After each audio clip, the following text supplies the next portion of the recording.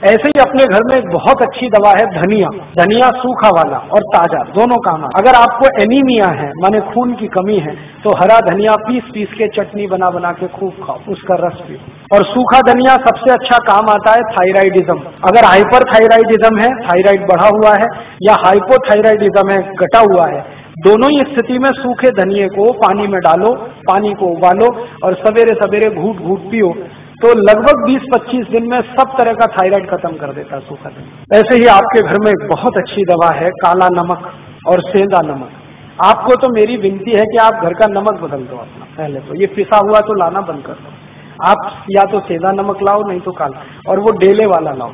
और सब्जी में नमक सब्जी बनाते समय डालो, सब्जी बनने के बाद नमक कभी मत डालो, क्योंकि सब्जी बनने के बाद नमक डाला तो वो जहर जैसा काम करता है। दाल बनने के बाद नमक डाला तो जहर जैसा काम करता है। और एक परंपरा बंद कर दो ऊपर से नमक डाल के खाने की। अगर कोई दिन आपको ऐसा लगता है कि नमक कम है तो कम नमक का ही खा लो, ये ऊपर से डाल के खतरनाक है। इसमें क्या होता है, दो चीजें होती हैं। एक तो जिसने बनाया है खाना उसका अपमान कर रहे हैं आप, उसको ये सिग्नल दे रहे हैं कि देखो तुमने नमक बराबर नहीं डाला है। भले आप बोले या ना बोले, उसको ये हर्ट तो करने ही वाला है, तो उसका अपमान कर रहे हैं और अपने शरीर का भी नाश कर रहे हैं। तो ऊपर से नमक डाल के तो खाना बिल्कुल बंद कर दो। थाली में नमक रख के बैठना, नमक जितना डालना है सब्जी बनते समय, माने उबलना चाहिए, नमक डलने के बाद उसमें उबाल आना चाहिए। ऐसे ये बुरक के खाना ये तो बहुत खराब। जैसे हम सलाद पे कई बार नमक बुरक के खाते हैं, ये बंद कर दो। अगर कोई मजबूरी ही है, बुरक नहीं है, तो वो काला नमक थोड़ा बुरक लो, और ये सफेद वाला तो बिल्कुल नहीं। तो इन चीजों से आप बहुत इलाज कर सकते हैं। नमक बदल दो, आपकी बहुत बीमारी चली जाए। और एक दो छोटी बातें बताता हूँ कि आपके घर में कुछ ऐसी औषधियां हैं जिनको दुनिया भर के लोगों ने आज मान्यता दे दी है।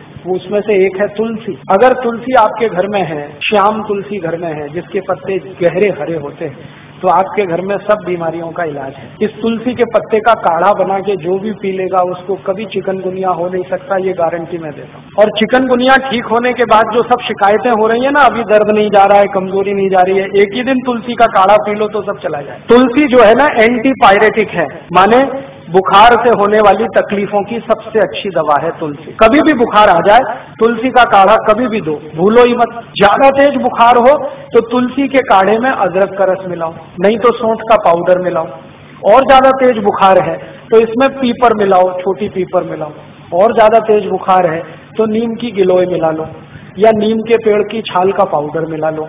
कितना भी तेज बुखार खत्म होता है। लेकिन मेन है इसका तुलसी, बेस है तुलसी। होम्योपैथी में दवाएं तुलसी से बहुत हैं, आयुर्वेद में तो अद्भुत दवाएं हैं। इसका भरपूर इस्तेमाल आप अपने घर में करिए, जैसे जैसे कर सकते हैं। आप में से कई लोग आश्चर्य करेंगे, मैंने स्किन डिसीज तुलसी से ठीक किए। त्वचा के रोग, सोराइसिस, इचियोसिस, एक्जिमा, 20-20 साल पुरानी बीमारियां त्वचा की तुलसी के रस से ठीक होती। अद्भुत है तुलसी, आप रखो इसको घर में बना। और ऐसी तुलसी के जैसी ही एक बहुत अच्छी चीज है पुदीना, वो भी बने तो गमले में कर लो घर में। और इन दोनों से बराबर ही अच्छी एक चीज है एलोवेरा, ग्वारपाठा, जरूर रखो अपने घर। ग्वारपाठे का रस अद्भुत काम करता है, त्वचा की बीमारियों में काम करता है, पेट साफ करने में काम आता है। कान में कितना भयंकर दर्द हो, ग्वारपाठे का रस थोड़ा गर्म करके एक ही बूंद टपकाओ, 3 सेकंड में दर्द खत्म कर दे, विदिन 3 सेकंड। इंजेक्शन से भी तेज गति से काम कर। किसी स्त्री और पुरुष को नपुंसकता की शिकायत हो, ग्वारपाठा बिल्कुल ठीक कर देता, कंप्लीट क्योर कर। शरीर को ताकत बढ़ानी हो, बहुत कमजोरी लग रही हो, तो ग्वारपाठा अद्भुत काम करता है। बाल बहुत झड़ते हो, गुच्छे के गुच्छे निकलते हो,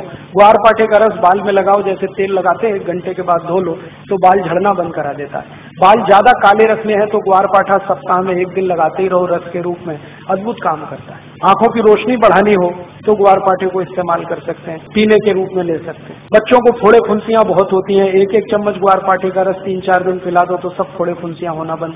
गर्मियों में घमौरियां बहुत हो जाती हैं तो ग्वारपाठे का इस्तेमाल कर सकते हैं। मनुष्यों में, पुरुषों को एक बहुत खराब बीमारी होती है, उसको बार्बर इचिंग कहते हैं। दाढ़ी बनाओ ना, उसके बाद लाल लाल फुंसियां हो जाती हैं, उनको बोलो कि ग्वारपाठे का रस लगा के फिर शेविंग करें तो कभी ये तकलीफ नहीं आती। एक दिन मैंने ये सब गिना तो 108 दवाएं हमारे रसोई में हैं, 108, और इनसे हर बीमारी ठीक हो सकती है।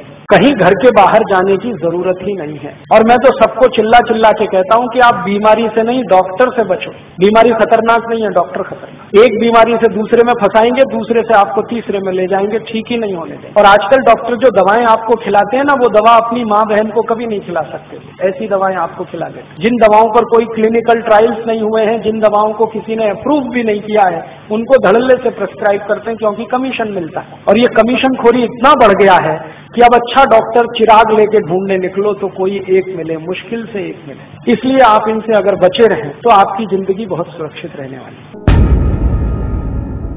सारे देशभक्त हमारे वीडियो को लाइक, शेयर और हमारे चैनल को सब्सक्राइब करें। जय हिंद।